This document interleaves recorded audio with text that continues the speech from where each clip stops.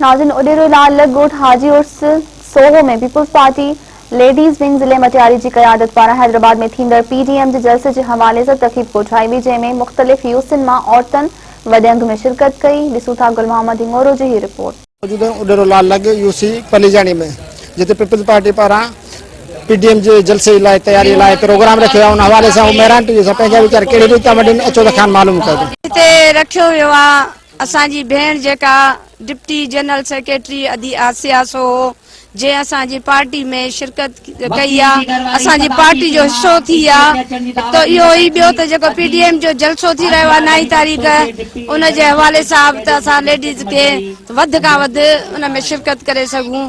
इंशाअल्लाह हिन जलसे खे असां सभु गॾिजी कामयाबु कंदासीं।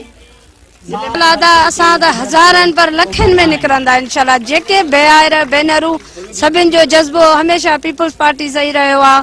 इंशाअल्लाह त पूरो ज़िलो ही शिरकत कंदो हुते। उन जे हवाले सां त प्रोग्राम रखियो आहे त जीअं असांजे लेडीज़ जेका चवंदी आहे असांखे हमेशह त बिलावल साहब अचे त असां खां वठी हलो, असांखे जलसनि में शामिल करो, असांखे शौक़ु आहे। इन जे करे अॼु असां जेके एतिरी खोड़ सारियूं औरतूं जमा कयूं आहिनि त असां उन्हनि खे मैसेज पुॼायूं त 9 तारीख़ ते पंहिंजी भरपूर तयारी करे बिलावल साहब जो असांखे जेको आहे सो इस्तक़बाल भरपूर नमूने सां करिणो आहे। इंशाअल्लाह मुंहिंजे ख़्याल में त 100 गाॾियूं त असांजूं लेडीज़ जूं पूरियूं हूंदियूं। डिस्ट्रिक्ट मटियारी मां लेडीज़ जूं 100 गाॾियूं निकिरंदियूं। कैमरामैन सिजाद अली ज़गर, गुल मोहम्मद हिंगोरो, मेहरान टीवी उडेरोलाल।